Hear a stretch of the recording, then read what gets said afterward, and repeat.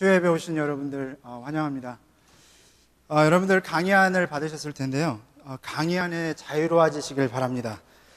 미리 시간이 있으셔서 오셔서 보신 분들 아시겠지만은 해골들만 잔뜩 있어요.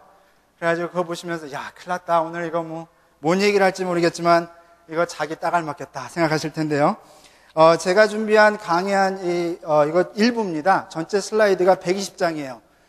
지금 한참 빨리 달려가야 됩니다. 그러니까 여러분들 이렇게 바라보시지도 이게 언제 나타날지 몰라요. 그러니까 그 작은 화면 보시지 마시고 이 앞에 화면 앞으로 보시고요. 설명을 따라오시면 되겠습니다. 그리고 예전에 제가 했던 창조과학 강연을 들으셨던 분들은 저 했던 거 또 써먹네 이렇게 말씀하실 텐데요. 오늘 전체를 대상으로 하기 때문에 일반적인 개론을 하기 때문에요. 우리 특별히 청년부 같은 경우는 아마 다 들었을 거예요. 처음부터 끝까지. 그렇지만 복습한다 생각하시고 같이 들어주셨으면 좋겠습니다. 자, 이제 지금 8시인데요. 지금 빨리 달려가야 됩니다. 그래서 이제 시작하겠습니다. 자, 오늘 주제는요, 인류의 기원인데요.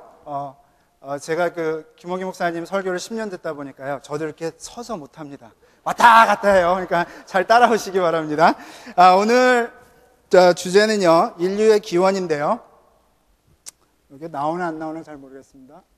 이게 보이는지 안 보이는지 모르겠습니다만은 보여요? 예, 당연히. 사실 보다 중요한 질문은 이거예요. 사람은 누군가? 그리고 더 중요한 질문은 나는 누군가 하는 거죠, 사실은. 그게 정말 우리가 알고 싶은 거예요. 자, 세상은요, 뭐라고 말을 하느냐면은, 타임즈에 보시면 여기 뭐라냐면, How apes became human. 그렇죠? 진화론입니다. 자, 진화론인데요, 우리가 보편적으로 얘기할 때 그냥 편하게 이야기하자고 그래서, 원숭이가 사람이 됐다, 이렇게 얘기를 하는데요. 원래 그거는 맞는 말이 아닙니다. 진화론의 개념은요, 정확하게 얘기하자면은요, 이겁니다. How ape became human. 무슨 얘기냐면, 사람과, 그 다음에 사람과 비슷한 부류들, 즉, 다시 말해서, 침팬지나 고릴라나 원숭이나 이런 것들이 같은 조상에서 나왔다. 다시 말해서, 부모가 같다, 이런 얘기입니다. 그러니까 단순히 원숭이가 사람으로 샥 변했다라는 얘기가 아니고, 부모가 같은데 오랜 시간에 걸쳐서 그 가운데서 원숭이가 딱 튀어나오고, 그 가운데서 고릴라가 딱 튀어나오고, 그 가운데서 침팬지가 갈라져 나오고, 그 가운데서 사람이 이렇게 쭉 나왔다. 이게 진화론입니다. 자, 그에 비해서 성경은 뭐라고 그러냐면요, 하나님이 자기 형상, 곧 하나님의 형상대로 사람을 창조하시되 남자와 여자를 창조하시고 짤막하게 선언하고 끝납니다. 하나님께서 직접 만드셨다. 그리고 토를 달지 않습니다. 자, 그러면 이제 두 가지 세계관이 충돌하죠? 자, 그러면 우리가 정말 어디서 왔는가? 자, 진화론이 맞다고 한다면 바로 이것을 우리가 기대하는 거예요. 모든 것의 조상을 따라가면 결국 하나로 간다라는 게 진화론이고요. 창조론이 얘기하는 것은 그것이 아닙니다. 원숭이나 침팬지나 고릴라나 이런 것들은 다른 부류고, 사람은 그것과 독립적인 존재라는 겁니다. 근데 여기 보시면 가지를 치는데요. 이 가지를 치는데 이걸 좀 잘 이해를 하셔야 되는데요. 진화론에서는 소진화, 대진화라는 말을 쓰는데 저는 개인적으로 그 단어를 좋아하지 않습니다. 소진화는 변이, 약간 작은 변화, 이런 식으로 얘기를 하고요. 대진화는 큰 변화, 이렇게 얘기를 하는데, 소진화, 대진화라는 말을 쓰게 되면은 꼭 진화가 일어나는 것을 암시하는 그런 느낌을 줘요.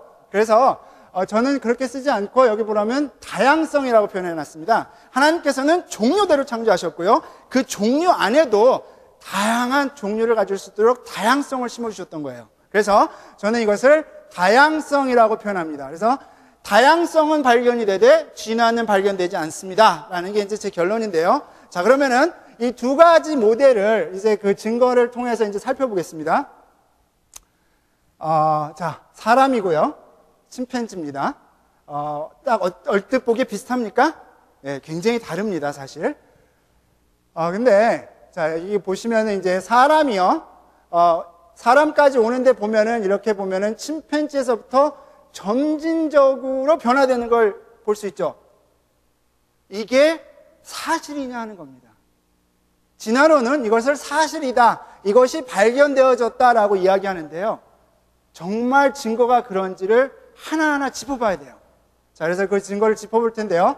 제일 처음 나오는 게 오스트랄로피테쿠스입니다. 이게 왜 중요하냐면은 바로 사람으로 갈라져 나오는 그 분기점에서 4발에서 2발로 일어섰다라고 하는 아주 중요한 시점이에요. 가장 초기에 후보로 올랐던 그러한 것인데요. 이 오스트랄로피테쿠스 이름을 루시라고 지었습니다. 이것을 한번 살펴보겠습니다.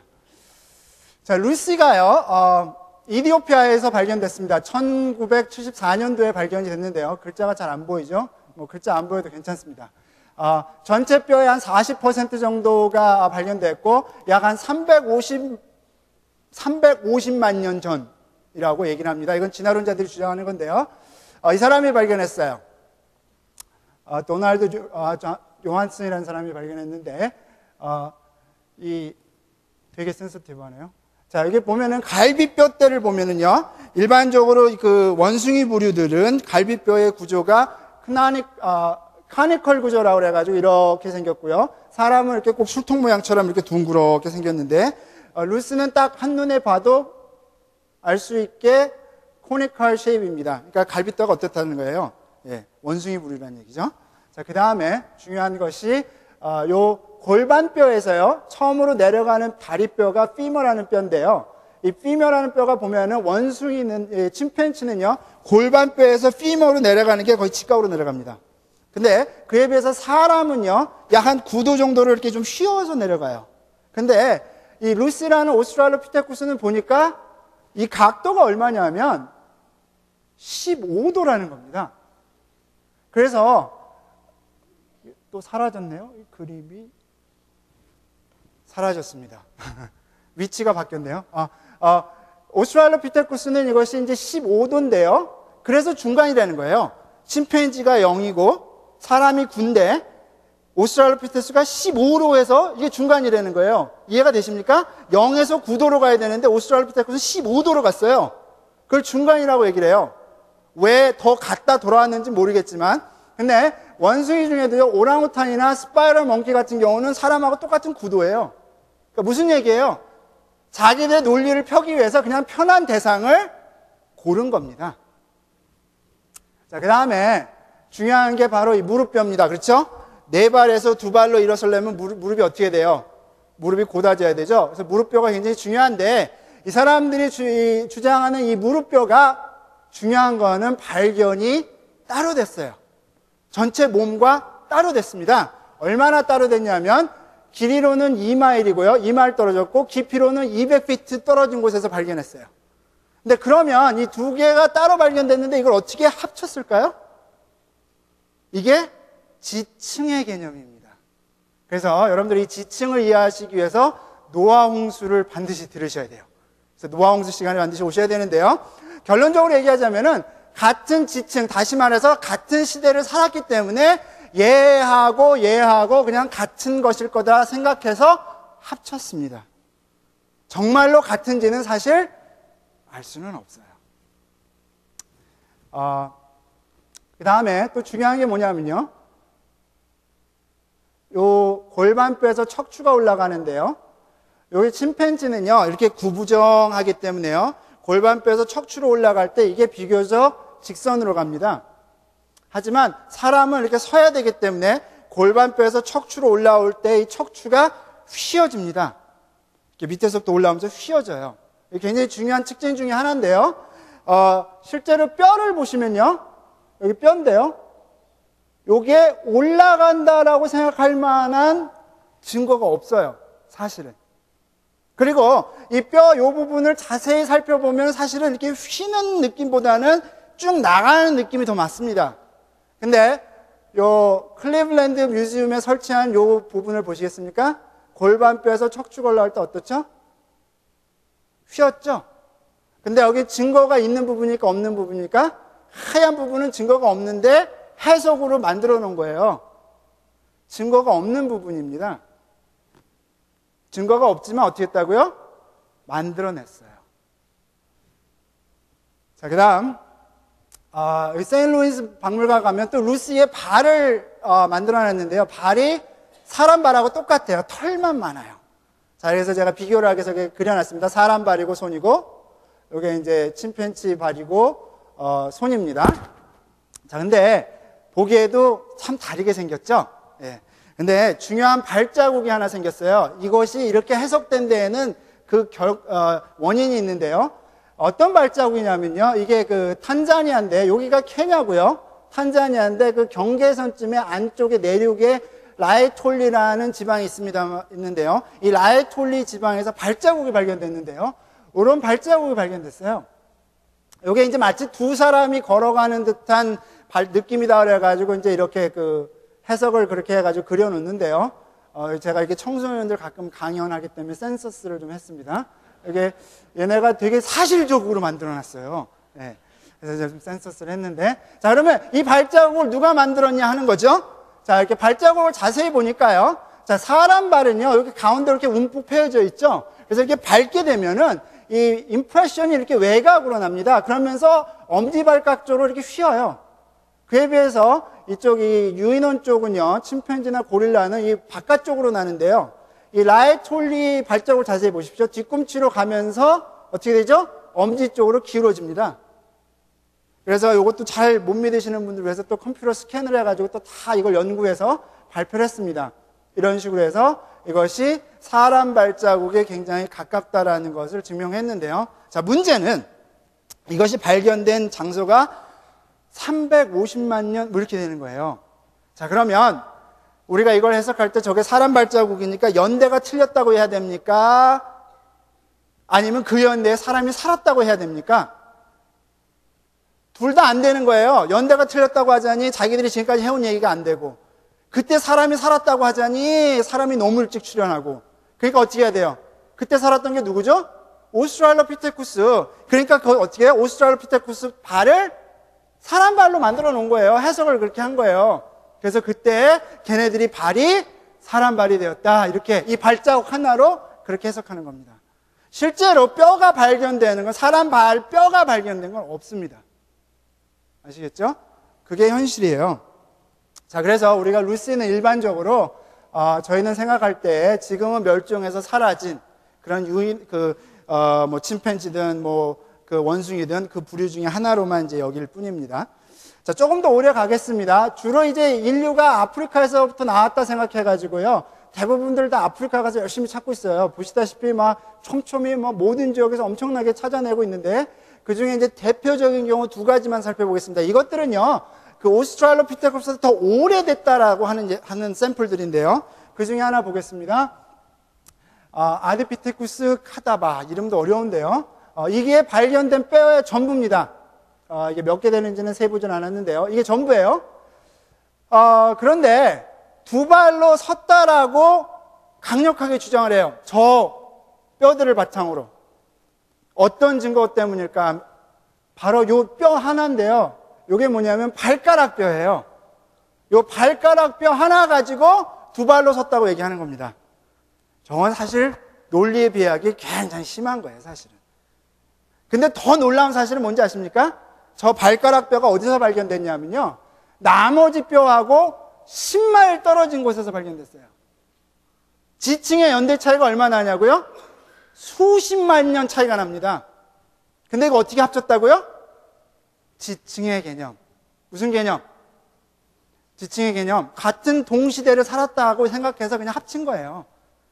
얘가 나머지하고 진짜 같은 엔진은 알 길이 없습니다, 사실은. 그게 현실입니다. 자, 그 다음에 2002년에 체드라는 지역에서 또 하나가 발견됐는데 이름을 토마이라고 졌어요. 이름을 토마이라고 지고 그 다음에 아주 놀라운 발견을 했다고 세상에 알렸습니다. 그래가지고 이렇게 그림까지 그렸습니다. 이렇게 생겼을 거다. 털들은 다 어디 갔는지 모르겠어요. 보통 웬만하면 털들을 남기는데 얘는 털이 없어요, 그냥. 근데 그렇게 해가지고 600만 년 내지 700만 년 됐다라고 이제 주장을 했는데요. 재밌는 거는요, 이 날짜에 신경 써주시기 바랍니다. 2002년 7월 11일 날 발표를 했어요. 대단한 발견을 했다고. 자, 그런데 2002년 7월 11일, 여기 날짜 보시면요, 이게 7월 14일입니다. 잘 안 보이는데요. 7월 14일 날 또 다른 쪽에서 어떤 얘기를 하냐면, 이거는 female 고릴라, 암컷 고릴라 해골에 불과하다라고 반박을 한 거예요. 자, 그럼 암컷 고릴라가 어떻게 생겼길래? 자, 요게 수컷이고, 요게 암컷입니다. 이렇게 보시면 눈 위에 이렇게 좀 이렇게 올라간 거 하고, 좀 이렇게 사이즈가 작은 거하고 보면 어떻게 좀 비슷해 보이죠? 예, 이건 좀 크지만 암컷은 좀 작습니다. 그래서 이렇게 좀 비슷해 보이는데, 그럼 왜 이 사람들이 저것을 사람과 닮았다라고 얘기했을까요? 이유는 하나입니다. 경사각도예요. 여기 보시면은 고릴라는 안면 경사각도가 이렇게 좀 완만합니다. 그런데 이 사람들이 발견한 뼈는 보니까 어때요? 더 가파르죠? 마치 사람처럼 가파르다라는 거예요. 그래서 이 사람들이 바로 중간 단계다라고 생각을 한 겁니다. 자, 근데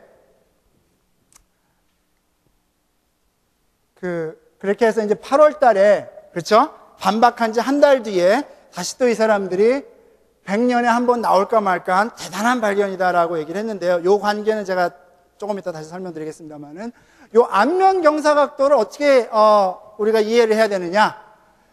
여기 보면 이제 ER147이라는 또 다른 샘플이 있는데, 요거는요 호모 헤빌리스라는 건데, 요건 이따 또 다시 설명드리겠습니다만은, 이 뼈를 이렇게 맞춰 보니까 얘도 두뇌 사이즈가 한 750 내지 800cc, 머리가 작다라는 거예요. 그러니까는 얘도 거의 원숭이 부류의 그런 두뇌 사이즈인데, 놀랍게도 안면 경사가 가파르다라는 거예요. 그래서 얘도 이제 그 대단한 중간 단계로 여겨지는데요. 재밌는 거는요, 요게 호모 헤빌리스라는 건데요.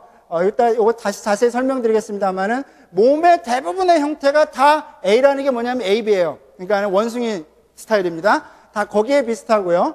오로지 안면 경사각만 그런데 2007년에요. 다른 사람이 요거를 컴퓨터로 다시 시뮬레이션 했더니 이 모양이 안 나오고 요 모양이 나왔어요. 왜 그럴까요? 저 뼈가요. 그렇죠? 항아리도 막 깨졌을 때는 맞추면 이가 맞죠? 근데 깨진 항아리 10년 지난 다음에 가서 맞추면 어때요? 안 맞죠? 예, 이것도 이가 안 맞아요. 그러니까 어떻게 할 수 있어요? 안면 경사각도를 자기가 원하는 대로 맞출 수가 있어요. 아시겠어요?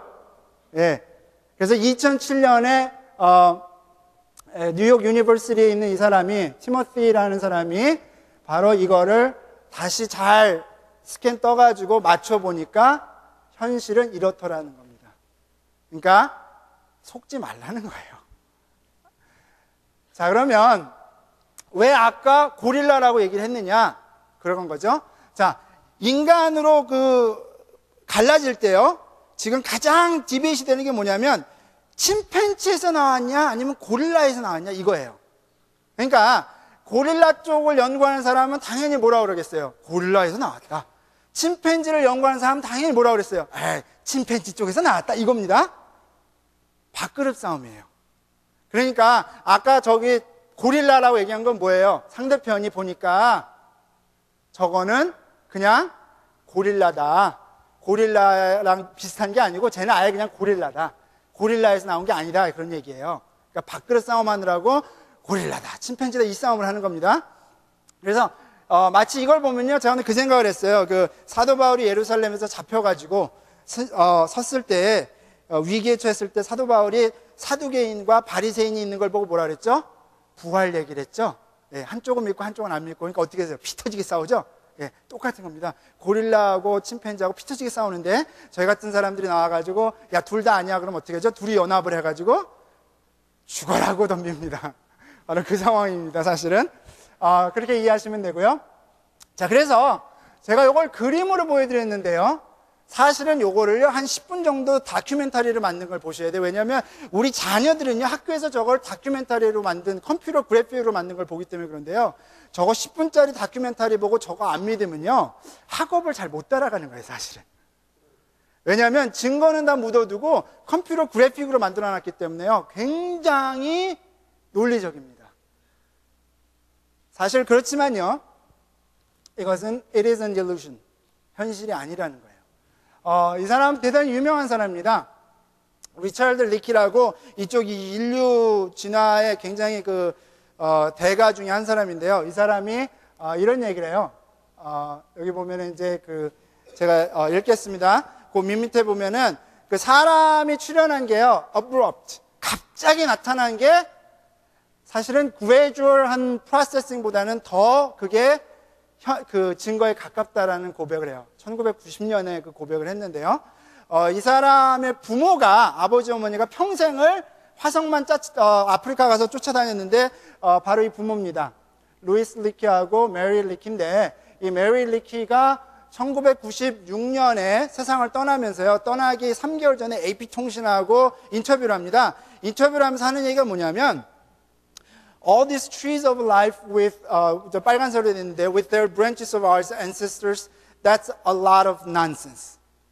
죽기 3개월 전에, 아까 보셨죠? 진화론에서 막 가지치면서 나오는 그것이 사실은 자기가 되돌아보니까 난센서다라는 그 얘기를 하고 세상을 떴습니다. 그게 1996년에 있었던 일인데요. 필드에 있었던 사람이 세상 뜨기 전에 한 고백입니다. 자, 이렇게 그 옛날 것들은 대충 한번 정리를 해봤고요. 자, 그럼 문제는 뭐냐면, 그럼 또 사람에 가까운 건 좀 어떠냐?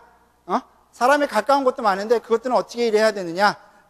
제가 요 표 하나로 깔끔하게 정리를 하겠습니다. 사이언스예요. 1999년에 이 논문이 나왔는데, 이 논문이 나온 이유가 뭐냐면요, 너무나 많은 그 화석들이 나와서 해석들이 너무 많은데 한번 정리하고 넘어가자, 뭐 이런 얘기예요. 그래서 여기 보시면 1, 2, 3, 4, 5, 6으로 돼 있는데요. 이게 뭐냐면 이제 여기에 뭐 몸의 형태라든가 뭐 걸어다니는 모습이라든가 이런 여러 가지를 나눠 놓고요. 그렇게 해가지고 이게 A냐 H냐, 다시 말해서 이게 원숭이에 가깝냐 사람에 가깝냐라고 분류를 했는데, 보시면 어떻습니까? A를 가지면 다 A예요. H를 가지면 다 H죠. 그렇죠? 여기 보시면 전부 A 아니면 전부 H입니다. 오로지 H하고 A가 같이 다시 말해서 사람의 모습과 원숭이의 모습이 같이 나타나는 거는 요 끝에 6번밖에 없어요. 이 6번이 뭐냐면요, 머리 사이즈입니다. 머리 사이즈. 그러니까 다시 말해서 뭐예요? 다른 건 다 원숭이면 원숭이고 사람이면 사람인데 오로지 이 머리 사이즈만 중간 형태를 가지고 있다, 이 얘기입니다. 그래서 이 머리 사이즈를 제가 정리해 드리는데, 하나를 대표적으로 네안데르탈린을 예를 들어서 설명하겠습니다. 네안데르탈린은요, 맨 처음에 이게 독일에서 발견됐습니다. 1856년.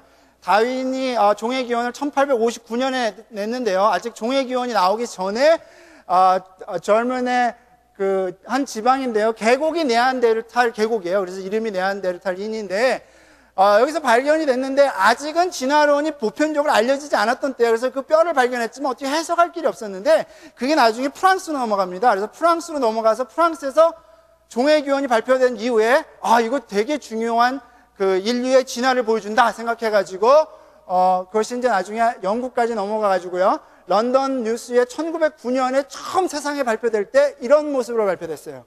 네안데르탈린이 이렇게 생겼다라고 이제 발표가 됐는데요. 네안데르탈린 좀 알아보겠습니다. 요게 그 어린 아이의 뼈인데요. 요게 한 1살짜리 어린 아이의 뼈인데, 현대인에 비해서 두뇌가 좀 더 커요. 어릴 때부터. 자, 근데 보시면요, 아까 제가 뭐라 그랬죠?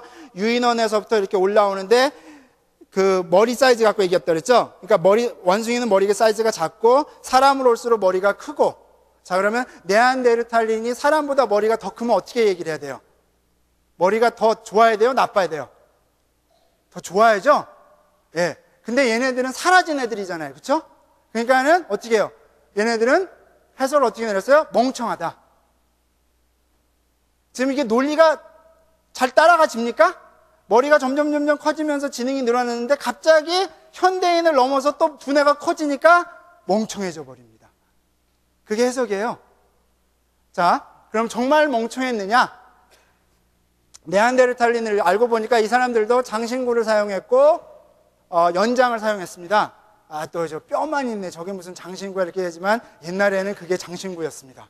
그래서 저 사람들도 장신구를 사용할 줄 알았고 연장을 사용했는데, 연장을 얼마나 잘 사용했냐면 여기 보시면은 very capable technician이라고 얘기할 정도로 많은 자료들이 나와 있어요. 굉장히 잘 그 돌들을 깎아가지고 굉장히 정교한 연장을 만든 것처럼 우리가 보이는데요. 그 다음에 악기도 사용했습니다. 악기도 사용을 했고요.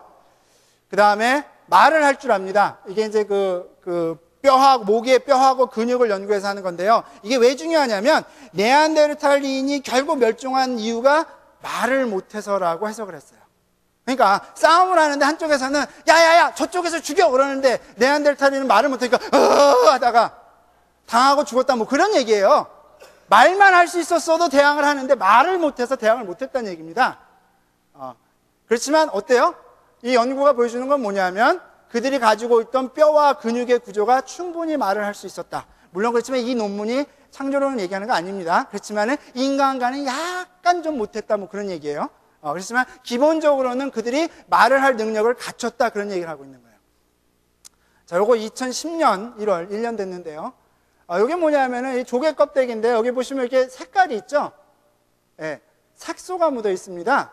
이 논문이 하는 얘기가 뭐냐면 네안데르탈린도 뭘 했다? 화장을 했다. 그 얘기입니다. 색소를 쓸 줄 알았다는 얘기예요. 화장을 했다. 예. 그래서 요즘에는요, 네안데르탈린을 이런 식으로 그려요. 아까 1909년 그림하고 어떻습니까? 굉장히 다르죠? 예. 거의 뭐 사실 요즘도 아마 아프리카 어디 가면 이런 모습 볼 수 있습니다. 예. 자, 네안데르탈 무덤 중에서요, 지금까지 발견된 무덤에 적어도 반 정도는 매장을 했습니다. 매장을 했다라는 것은 종교적인 행위예요, 사실. 이게 지능이 있다는 얘기입니다. 그냥 죽은 애들 이렇게 굴러가지고 땅에 묻은 게 아니라는 거예요. 잘 감싸가지고. 그렇죠? 자, 근데 더 놀라운 거는, 그 중에서도 적어도 4개 정도는 네안데르탈인과 사람이 같이 묻혀 있어요. 이게 가족묘의 개념인데요. 적어도 13개, 124개 중에서 적어도 13개는 가족묘로 파악이 되는데 그 중에 4개는 네안데르탈린과 사람이 나란히 이렇게 묻어져 있습니다. 이거 어떻게 설명합니까? 그렇죠? 어렵습니다. 그래서 이 문제가 얼마나 어려우면 2009년에 사이언티픽 아메리카가 다윈이 태어난 지 150년을 기념해가지고요, 아주 특집을 냈습니다. 1월 달에. 그러면서 이제 거기에 휴먼 패디그리 해가지고 인간 진화를 막 설명했는데요. 그 중에 보면 저기 네안데르탈린 설명하면서 아주 중요한 질문 하나를 여기다 딱 오픈 퀘스천이라고 적어놔요. 그래서 제가 좀 써놨는데, 오픈 퀘스천이 뭐냐면, whether or not they interbred with human, homo sapiens, human. 그러니까 그들이 사람과 같이 살아서 자식을 낳냐 안 낳냐가 가장 핫토픽이었습니다. 왜? 같이 살아서 낳았으면 사람 아니에요. 그렇죠? 그래서 그게 굉장히 큰 토픽이었는데 이것을 끌고 오는데 힘들었던 게 뭐냐면은 DNA 조사를 해가지고 막 사람하고 다르다 뭐 같다 이런 얘기를 한 10여 년 끌어왔어요. 그러다가 2010년 5월인가요? 5월이죠. 2010년 5월에 드디어 네안데르탈, 우리 사람이 지놈이 다 시퀀스가 됐죠. 네안데르탈인도 지놈 시퀀스를 끝내버렸습니다. 그렇게 해서 비교를 했는데요. 요게 그 크로아티아 여기인데 요 동굴에서 뼈 3개를 발견했는데 이게 그 동굴입니다. 이 동굴에서 뼈 3개를 발견해가지고 이 뼈에서 DNA를 추출해가지고 시퀀스를 끝냈는데요. 스터디 결과가 이거예요. 내셔널 지오그래픽 뉴스에서 이렇게 설명했는데요. 적어도 1% 내지 4% 정도는 무슨 얘기냐면 현대인이요. 적어도 1%는 그러니까 현대인의 유전자 가운데 적어도 1% 내지 4%는 네안데르탈 유전자를 가지고 있다 그런 얘기예요. 근데 이것도 사실은 거의 미니멈입니다. 사실은 정확하게 얼마나 더 오버랩 되는지는 아직 몰라요. 그런데 더 놀라운 거는 그 분포도가 유럽 사람하고 아시아 사람하고 아시아권의 섬나라까지 쫙 퍼질 정도로 굉장히 넓게 유전자를 공유한답니다. 그 얘기 뭐예요? 옛날에 그러니까 그만큼 넓게 퍼져서 같이 살았다는 얘기예요, 사실은. 예. 유전자를 연구하는데 또 다른 방법으로 접근할 수 있는데요. 뭐 자세한 얘기는 안 하겠지만 이 스터디의 결과는 이거예요. 사이언스 데일리가 아주 짤막하게 한 문장으로 정리를 했습니다. 네안데르탈 결코 현대인과 다르지 않다라는 게 결론입니다. 자, 그러면 이 논쟁이 끝났을까요? 저는 그렇게 믿지 않아요. 내년이라도 당장 아니면 올 여름이라도 당장 또 다른 결과를 가지고 나서 또 아마 다르다라고 우길지도 모르겠습니다.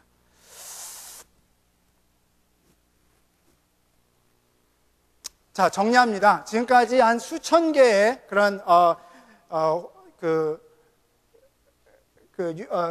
사람과 닮았다라는 그런 화석들이 발견됐는데요. 그 중에서 수백 개의 사람 화석들이 존재하고 또 나머지의 소위 얘기해서 원숭이나 침팬지나 고릴라나 그와 비슷한 뼈들이 발견됐지만 사실 아직까지 그 중간이 존재한다고 뚜렷하게 보여주는 것은 사실 없습니다. 우리가 그것들을 세세하게 살펴보지 않아서 그렇죠. 그 사람들이 하는 말을 그냥 대충 들어서 그냥 그런가 보다 해서 그렇지, 그 사람들이 주장하는 그 가정들과 그 사람들이 얘기하는 것들을 다 놓고 보면요, 거기에 정말 받아들이기 힘든 가정들이 너무 많습니다. 자, 그러면 도대체 이 머리가 크기가 이렇게 다른 걸 어떻게 이해할 수 있느냐? 다양성입니다. 아까 제일 처음에 제가 말씀드렸던 그 다양성이 중요한데요. 사람 다양성을 가장 잘 보여주는 게 사람의 키입니다. 그래서 여기 보시면은 요게 1936년도 어느 고등학교 졸업식입니다. 저는 이게 무슨 여전도회 사진인 줄 알았어요. 복장이 그땐 그랬는지 모르겠지만은 정말 여전도회의 목사님인 줄 알았습니다만은 똑같은 졸업생이었더라고 보니까. 근데 애가 이렇게 키가 커요. 저게 제가 기네스북에 현재 가장 큰 키로 올라 있는 사람입니다. 근데 이 사람 기록은 깨졌어요. 바로 여기 있는 사람이 살아있는 사람 중에 가장 큰 사람으로 기록되어져 있는 사람입니다. 기네스북에. 근데 이 사람 기록도 이미 깨졌습니다. 바로 얘가 깼어요. 얘가 깼는데 왜 그럼 얘가 기네스북에 안 올랐느냐? 지금도 잘하고 있어요. 그래서 얘가 언제 성장이 멈출지 몰라서 아직 기록을 못하고 있어요. 자, 근데 이렇게 사람 얘기하면 절대 안 지는 나라가 있죠? 중국. 인구가 얼만데, 예, 중국 봐야죠. 예. 요 사람이 집인데요. 이게 어머니예요. 이게 천장에 거의 닿죠? 문을 세상에 이렇게 어깨 동무하듯이. 예. 주먹과 사람 얼굴이 거의 비슷하고요. 이게 셀폰입니다.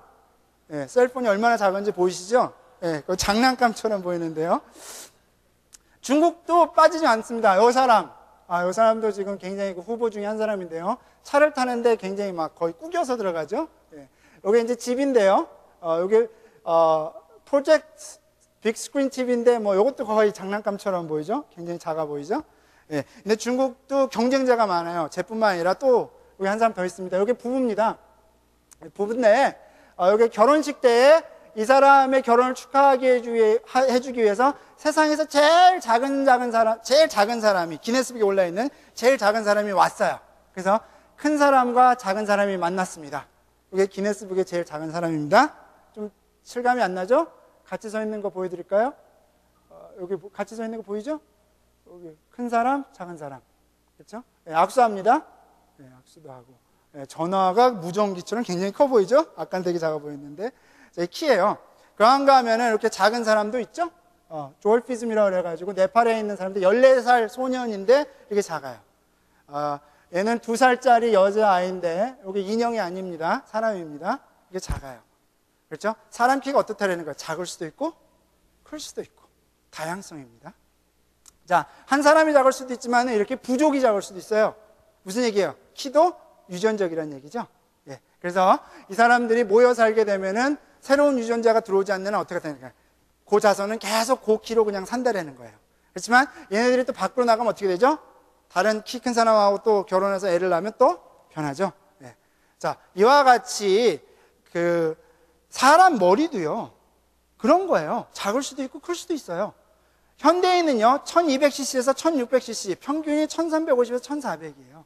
그렇지만 기록상에 나타나는 걸로 보면은 작은 사람은 1000cc도 있고요. 큰 사람은 거의 2000cc 가까운 사람도 있어요.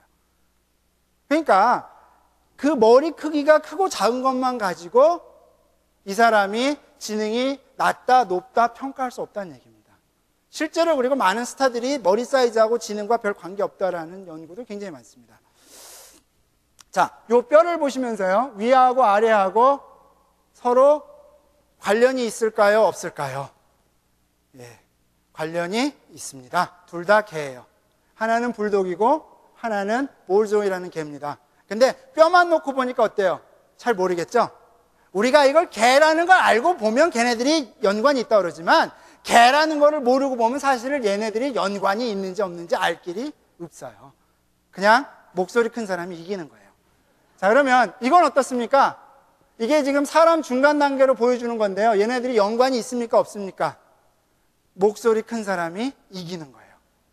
그러니까 어떻게 돼요? 우리도 목소리를 높여야 돼요. 자, 요거는요, 같은 하나의 뼈를 가지고요, 이게 어떻게 생겼는지 만들어 달라고 그랬어요. 그랬더니 이렇게 다양하게 나온 겁니다. 그래서 이 스타디가 한 얘기는 뭐냐면요, 뼈는 같을지라도 이걸 어떻게 만들어 달라고 요청하는 애에 따라서 결과가 이렇게 다르다는 거예요. 그러니까 결론이 뭐냐면 저런 거에 너무 속지 마세요. 믿지 마세요. 신문에서 이렇게 얼굴 보여줄 때요, 이렇게 생겼구나, 이렇게 생각하시면 안 되는 거예요. 그거는 다분히 뭐라고요? 해석이에요. 뼈는 그 사람이 어떻게 생겼는지 사실 잘 얘기 안 해줍니다. 그것을 알 수 있는 건 딱 하나예요. 사람인 것이 분명하면 그 다음에 어떻게 해요? 사람 데이터를 적용하면 되죠. 근데 이게 사람인지 아닌지 잘 모를 때에는 나머지는 어떻게 하는 거예요? 다 해석입니다. 자, 그러면 인종 문제, 요거 참 강연 다니면 많이 나와요. 아담이 백인입니까? 황인입니까? 흑인입니까? 요 얘기 나오죠? 예, 요거 짚고 넘어가야 됩니다. 자, 우리가 알고 있는 한요, 색소, 이거 뭐 복잡하다는 거 설명해서 그냥 하나 넣어놓은 거예요. 이해하려고 하지 마시고요.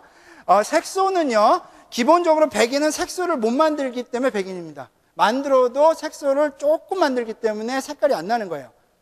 그러니까 당연히 색소를 만들 능력을 상실하는 거죠.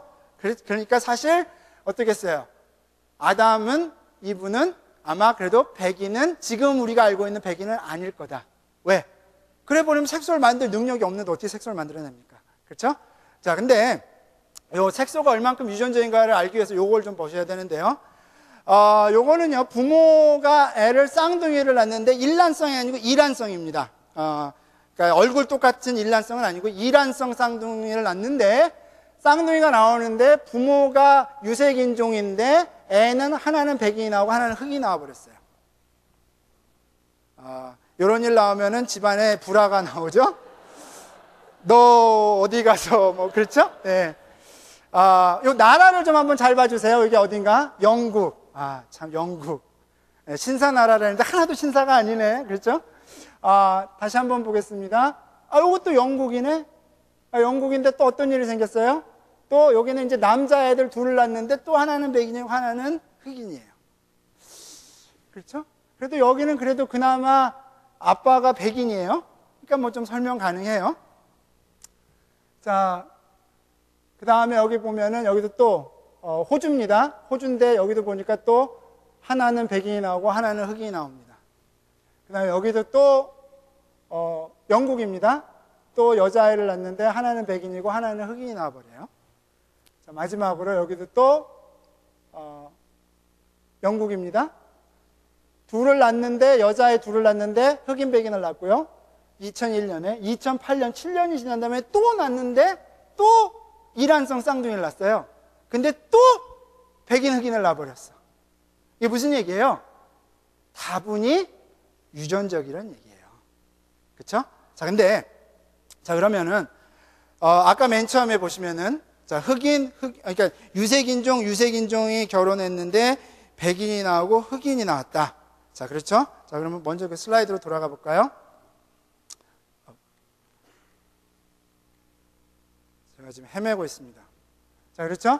자, 이게 간단하게, 물론 이렇게 간단하진 않습니다만, 아직도 이게 정확하게 어떤 유전자가 이렇게 만들었는지를 몰라요. 이게 간단하진 않습니다만, 그냥 설명을 간단하게 하자면 이런 거예요. 여기서도 보시면은 흑인과 백인이 결혼해서 유색인종을 낳았지만은, 검은색이 우성이죠? 그러니까 당연히 색깔 있는 게 나오죠? 그 다음에 여기도 마찬가지고. 그렇지만 그 다음 세대로 나갈 땐 어떻게 됐다는 얘기예요? 여기는 아빠로부터 유색인자가 오고 엄마로부터 유색인자가 와서 유색이 됐고, 여기는 색이 없는 인자가 이쪽으로 오고 색이 없는 인자가 이쪽으로 와가지고 따로 분리가 돼서 백인이 됐다는 얘기예요. 그러니까 다분히 유전자의 영향이라는 건데, 정확하게 어떤 유전자가 관련됐는지는 사실 아직 모릅니다. 그렇지만 우리가 이제 이걸 간단하게 설명하면 이런 거예요. 아담과 하와는 아마도 색깔을 스펙트럼으로 만들 수 있는 능력이 있는 거예요. 그러니까 그때는 애를 낳는데 조금 더 검거나 조금 더 하얗거나 별 문제가 안 되는 거예요.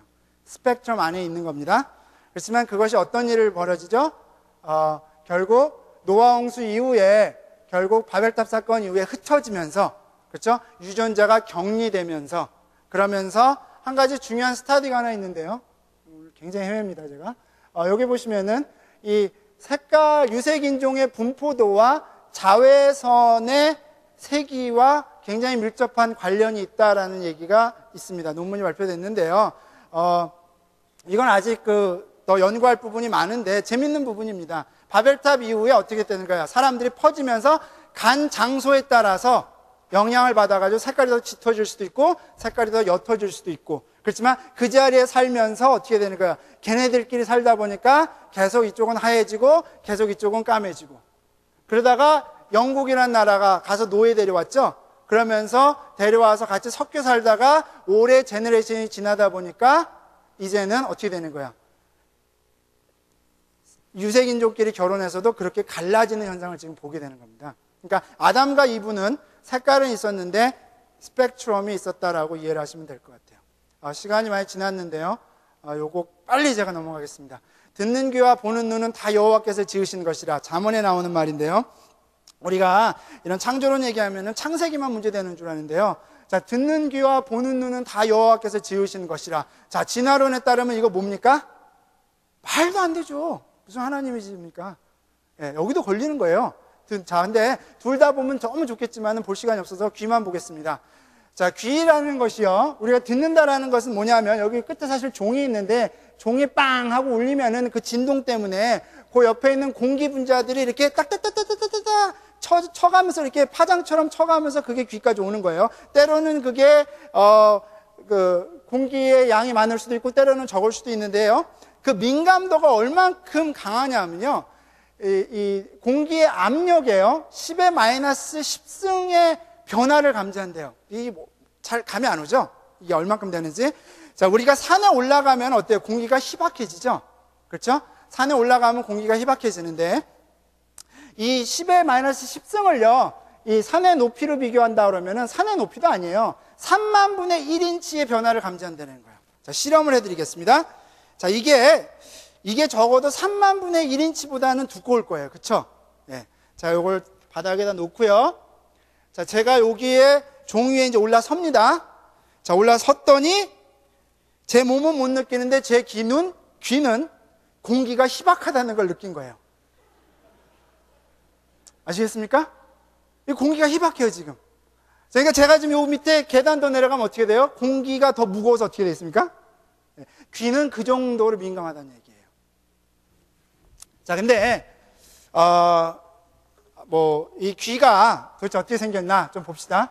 자, 이 파장이요, 아까 그래서 그 파장이 쭉 따라 들어와 가지고요, 그 다음에 여기 바깥 부분은 공기로 전달되고 중간 부분은 뼈로 전달이 되고 안 부분은 액체로 전달이 됩니다. 이게 다 중요한 의미가 있는데, 자, 맨 바깥쪽에 보면은요, 자, 여기 맨 바깥쪽 귀를 보시면 여기 손가락이 제일 작은 게 새끼손가락이죠? 새끼손가락으로 한번 귀를 이렇게 넣어보세요. 자, 이게 들어가집니까? 안 들어가집니까? 안 들어가지죠? 이게 하나님의 은혜입니다. 자, 이게 들어가면 어떻게 될까요? 고막이 터져요. 그러니까 애가 놀다가 푹! 그래서 인간이 5살을 못 넘고 다 죽을 겁니다. 아마 귀머거리가 되거나. 요게 작은 게 사실은 하나님의 깊은 은혜입니다. 자, 그 다음에 이 안의 세포들에서는 그 귀지라고, 우리가 판에는 귀지가 나오는데요. 이 귀지가 중요해요. 왜냐하면 이게 먼지나 곤충들이 들어가는 걸 막아줍니다. 제가 어렸을 때 놀 때요, 그 개미를 갖다가 죽이려고 개미집을 발견해가지고 거기를 막 흙으로 묻었는데 또 파고 올라오더라고요. 그래서 제가 막 물을 부었어요. 그래서 막 신나가지고 좋아했는데 저녁에 자면서 좀 불안했어요. 이거 개미들이 나중에 내 귀로 들어올까봐 복수하려고 잠을 못 이룬 적이 있는데 못 들어옵니다. 이 귀지 때문에. 자, 근데 귀지는요, 재밌는 게 우리가 물론 파내기도 하지만은 사실은 자동적으로 없어져요. 근데 그 없어지는 메커니즘이 어떻게 되냐면요, 보통 피부는 자라는데 어떻게 자라죠? 위로 자라가지고 떨어져 나갑니다. 그렇죠? 근데 귀가 만약에 피부가 위로 자라면 어떻게 되죠? 귀 막아버려요.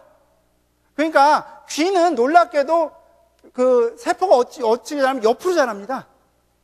귀만. 그래서 얘가 옆으로 자라면서 귀지도 같이 떨궈져 나가는 거예요. 오로메릭 시스템입니다. 이거 어떻게 설명하죠? 몸 전체는 다 위로 자라는데 귀만 옆으로 자라요. 요거 참 설명하기 어렵습니다. 자, 안에 부분은요, 뼈로 되어 있는데 이게 왜 중요하느냐? 여러분들 영화를 보셨거나 아니면 경험이 있으실 거예요. 애들이 수영장에서 놀 때 애들이 물속으로 싹 들어갔을 때 밖에서 어른들이 막 소리치면 애들이 소리를 듣습니까? 못 듣습니까? 전혀 못 듣습니다.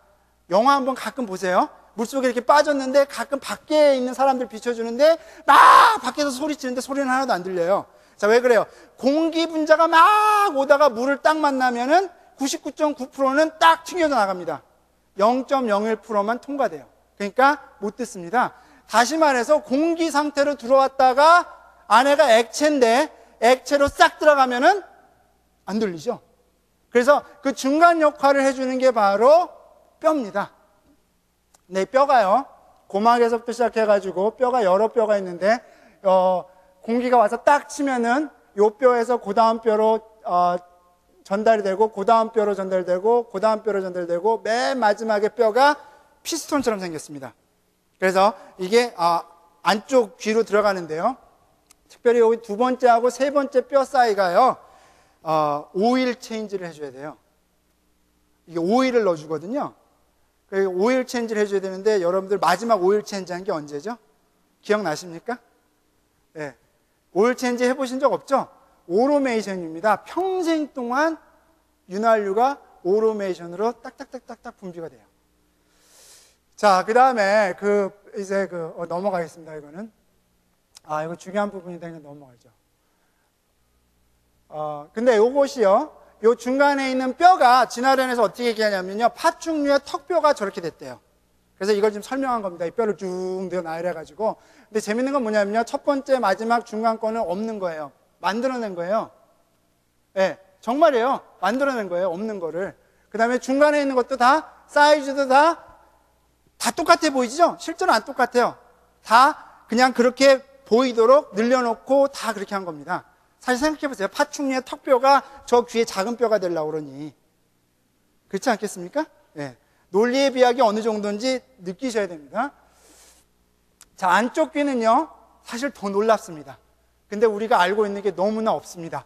자, 안쪽 귀는요, 액체 상태인데요, 여기 보시면 여기가 구멍이 열려 있죠? 이게 피스톤이 들어오는 거예요. 저기 피스톤이 들어오는데, 여러분들 지금 물이 여기 가득 차 있는데요, 여기 물이 꽉 채운 다음에 제가 여기 코르크 마개를 막으려고 하면 막아지나요? 안 막아지나요? 안 막아집니다. 물의 압력 때문에 더 들어가질 않아요. 마찬가지로 여기서 피스톤이 싹 들어가려고 그러면은 나올 곳이 있어야 되는데 그 바로 밑에 그래서 나오는 구멍이 따로 있습니다. 그러니까 피스톤을 밀면은 액체가 그만큼 들어가는 게 여기로 나와요. 그래서 안에 보면은 어디는 뼈로 돼 있고 어디는 뭐 막으로 돼 있고 그런데요, 뭐 이것도 굉장히 뭐 깊은 살펴볼 게 있는데 여기 달팽이관만 보겠습니다. 그래서 이 피스톤이 딱 들어가면요, 그 액체가 들어가서 이제 그 액체가 돌아다니는데요, 이 달팽이관을 이렇게 뺑뺑뺑뺑 돌아서 올라갔다가 다시 나오게 돼 있는데, 한 부분만 보겠습니다. 그 중에 한 부분만 보면은 이렇게 한쪽으로 들어가고요, 한쪽으로 나오게 돼 있고요, 그 중간에 또 공간이 있는데 이 중간에 세포가 있습니다. 근데 이 세포가 근데 이게 위로 올라가면서 눌러주고 밑에서 내려오면서 눌러주는데요, 이 중간에 세포가 있는데 여기에 보면은 멤브레인 있고 밑에 세포가 여러 개가 있는데 그 중에 요 두 개를 연결해주는 헤어셀이 있습니다. 털처럼 되어 있는데요, 바깥쪽으로 세 개가 있고 안쪽으로 하나가 있는데, 사진을 보여드리면 이렇어요. 하나, 둘, 세 개가 있죠? 바깥쪽으로 세 개가 있고 안쪽으로 하나가 있습니다. 그래서 귀를 못 듣는 사람은 그 헤어가 없습니다. 이게 귀를 못 듣는 경우에요. 세 개가 있고 한 개가 있고 없는 경우입니다. 근데 저게 왜 중요하냐면요, 우리 현대과학이 알아낸 게 뭐냐면은 이 헤어가 연결이 돼 있는데, 중요한 건 뭐냐면은 위에서 이렇게 액체가 지나가면서 눌러주면은 그걸로 인해서 이렇게 밀리죠? 그게 밀릴 때 연결된 헤어를 밀어가지고 여기에 보면은 그 아이온 채널이라고 해서 저런 뚜껑이 열립니다. 그러면서 이 뚜껑이 열림으로 인해서 전기적인 자극이 전달되는 거예요. 그렇게 해가지고 그게 신경으로 전달이 돼서 그게 두뇌까지 가는 건데요, 놀라운 거는 이게 1초에 평균 2만 번이 열렸다 닫았다 해줘야 돼요. 우리 소리를 듣기 위해서. 근데 더 놀라운 거는 뭐라고요? 이 구조가 스프링으로 되어 있습니다. 자, 여러분들 진화론 다시 돌아가겠습니다. 귀가 진화를 해야 되는데요. 어느 순간부터 이게 귀로 그 역할을 할까요? 파충류 턱뼈가 여기 요 작은 뼈까지 가야 되는데 이게 언제까지 이게 얼마나 걸려야 되고 그동안에는 못 듣고 뭐 하죠? 그렇죠? 그 다음에 이런 스프링이 만들어지기까지 얼마나 걸릴까요? 아마 시간으로 따져도 안 될 겁니다, 사실은. 그렇게 정교하고 놀랍습니다. 자, 그래서 바울이 창세로부터 그의 보이지 않는 것들 곧 그의 영원하신 능력과 신성이 그 만드신 만물에 분명히 보여 알게 되느니 그러므로 저희가 핑계치 못할지니라. 이게 부디 자연 만물뿐만 아니라요, 아주 세세한 부분까지 하나님의 작품이 다 숨겨져 있습니다, 사실은. 자, 지금까지 저희가 에비던스를 보여드렸는데요. 지금 여기 보여드리는 게 에비던스, GODISNOWHERE. 이거를요, 우리가 어떤 관점으로 보느냐에 따라서 무신론자가 보면 이것을 God is nowhere, 하나님은 없다라고 해석을 하는 거고요. 우리 기독교인이 바라볼 때 뭐죠? God is now here. 증거는 똑같아요. 저희가 지금까지 보여드린 증거는 똑같은데요, 내가 어떤 시각으로 바라보느냐에 따라서 진화론의 결과가 나오고 어떤 시각으로 바라보느냐에 따라서 하나님의 창조가 나옵니다. 이거는 사실은 뭐예요? 믿음의 문제입니다. 과학의 문제가 아니에요, 사실은. 자, 하나님과 사람과 피조물과의 관계가요, 하나님은 사람을 닮았습니다. 하나님의 형상대로 지음을 받았죠. 그에 비해서 피조물은 다스려야 되는 대상인데 이 닮은 꼴을요, 지금은 하나님을 빼버리고 어디로 찾아요? 진화됐으니까 동물에서 찾습니다. 그래서 동물에서 찾으니까 정말 우리를 알게 됩니까? 아니에요. 오히려 더 우리 모습이 사실 망가져가고 있습니다. 그게 현실입니다. 시간이 많이 지나가지고요, 정리를 하겠습니다. 사람이 누구냐고요? 사람은요, 하나님의 형상대로 닮았고요. 그 다음에 정말로 우리가 또 하나 잊지 말아야 될 게 바로 예수님입니다. 왜 예수님이 이 땅에 오셨는지 다 아시죠? 예, 바로 우리 죄를 위해서 오셨어요. 다시 말해서 우리는 하나님과 예수님을 떠나서는 사실 우리가 누군지 알 길이 없습니다. 동물들 열심히 바라보십시오. 자, 제가 요거 하나만 보여드리고 마치겠습니다. 이거 중요해서 그래요. 여기 현대 진화론의 대변이라고 하는 사람인데, 리차드 다킨스라는 사람인데, 영국 사람인데요. 이 사람이 여기 보면은 God's utility function이라고 그랬는데, 이 사람이 이렇게 얘기해요. Humans have always wondered about the meaning of life. 사람은 항상 인생의 의미에 대해서 궁금해한다 그러는데요. 이 사람이 내리는 결론이 뭔지 아십니까? No design, no purpose, no evil, no good, nothing but pitiless indifference. 진화론의 결과가 이거예요.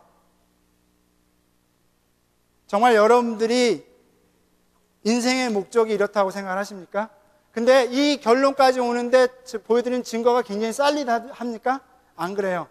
굉장히 많은 믿음을 요구합니다. 저는 그래서 개인적으로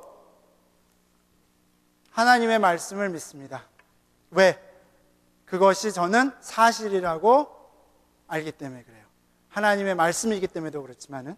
자, 시간이 많이 갔는데요, 우리 함께 한번 같이 기도하면서 끝냈으면 좋겠어요. 그래서 여러분들 하나님을 이런 세상적인 지식 때문에 혹시라도 고민하셨던 분들이 계시면은요, 하나님과 변론하세요.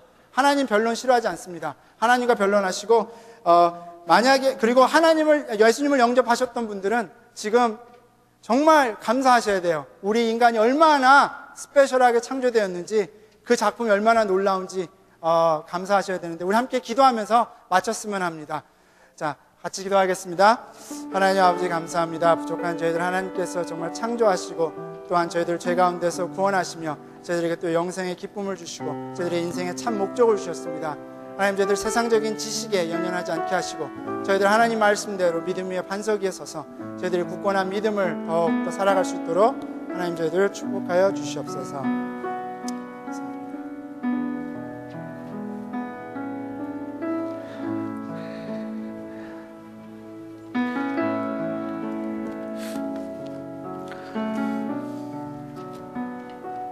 이제 한 7분 정도 남았는데 아이들 픽업하셔야 되는 분들은 9시가 되면 나가서 아이들 픽업하시면 되고요. 계속 남아서 좀 기도하실 분들은 기도하시기 바랍니다. 우리 같이 찬양하는데 옆에 있는 사람 한번 쳐다보세요. 고릴라처럼 생겼는지 침팬지처럼 생겼는지, 둘 중에 하나니까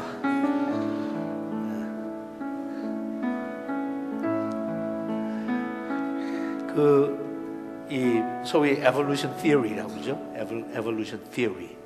하나의 학문이에요. 그냥 논리예요. 그건 사이언스도 아니고 증명할 길이 없으니까. 진리가 되려면 증명해야 되는데 증명이 안 돼. 다 추측이지. 그죠? 그래서 evolution theory를 과학이라고 생각하는데 그건 that's not a science. 사이언스는 똑같은 환경 속에서 하면 그것을 증명할 수 있어야 돼요. 실험을 하면. 근데 이거는 실험을 해가지고 증명할 길이 없어요. 근데 그걸 사이언스로 가르쳐요. 그죠? evolution theory를 우리 인본주의가 들어간 일반 그 아이들 교육 과정에서는 그게 사이언스예요. 아이들 혼동이 되지. 그죠? 근데 그것도 theory니까 theory는 진리가 아니기 때문에 나의 믿음이 필요하거든요. 내가 그걸 믿어야 돼요. 그러니 창조를 믿는 게 더 믿음이 필요합니까? 진화를 믿는 게 더 믿음이 필요합니까? 진화가 훨씬 더 믿음이 필요해요. 진화를 믿으려면 아까 얘기한 것처럼 상당히 많은 가정을 무식한 가정을 해야 돼요. 어썸션이 말도 안 되는 소리를 다 옳다고 생각하고 들어가서 진화된 것 같다 이렇게 해야 돼요. 그전에는 늘 얘기하죠. 그 성경학자도 한 분이 그걸 시작을 했는데 사막을 지나가다가 여러분들이 거기 떨어져 있는 시계를 하나 발견했어요. 우리가 차고 다니는 시계. 사막에 가다가 시계를 발견했는데 그걸 발견한 사람이 무엇에서 이게 진화가 됐을까? 라고 생각하면 그거는 정신 나간 사람이에요. 간단한 시계만 보더라도 이건 정교하게 누가 만든 것이 이거는 어떻게 진화가 될 수가 없는 거거든. 근데 좀 전에도 우리 어집사님이 그걸 강조하고 싶은 게 많은데 그냥 시간이 없으니까 그냥 넘어갔는데 귀 하나만 해도요 일반 과학적으로 진화가 될 수가 없는 거야. 하나님이 만드신 거지. 그 정교한 게 어떻게 진화가 됐다고 생각을 해요? 그러니까 그런데 예수 믿기 전에는 창조주를 믿지 않으니까 그게 다 안 믿어지는 거야. 어떻게 그게 갑자기 창조가 되냐. 창조주를 부인하면 그 다음에 우리가 인정할 수 있는 거는 진화론밖에 없어요. 창조주를 믿고 나면 둘 중에 양쪽이 다 믿음이 필요해요. 천지를 창조하신 하나님이 계시다고 믿든지. 그런데 일반적으로 상식적으로 볼 때 그게 훨씬 더 believable 하단 말이에요. 시계를 만든 사람이 있죠. 어떻게 시계가 진화하고 땅에 떨어져서 사막에서 발견이 되느냐고. 근데 하나님을 거부하고 믿지 않는 사람들이 볼 때는 진화밖에는 다른 대책이 없어요. 다시 한번 보세요. 옆에 있는 사람이 고릴라처럼 생겼어, 침판지처럼 생겼어. 도대체 어느 정도의 세월이 필요해야 그 얼굴이 인간의 모습을 닮아가냐고. 여러분은 모르겠는데 옛날에 제가 자랄 때 김상국 씨라고 하는 코미디언이 있었어요. 제 나이쯤 돼야지 알 텐데. 김상국 씨라고. 김상국 기억해요? 예? 예? 가수? 예, 가수면서 그 김상국 씨가 이거 잘했어. 나 자기 원숭이 흉내낸다고. 좀 전에 원숭이처럼 보여요? 그건 김상국 씨가 아니고. 자, 일어나세요. 같이 찬양하면서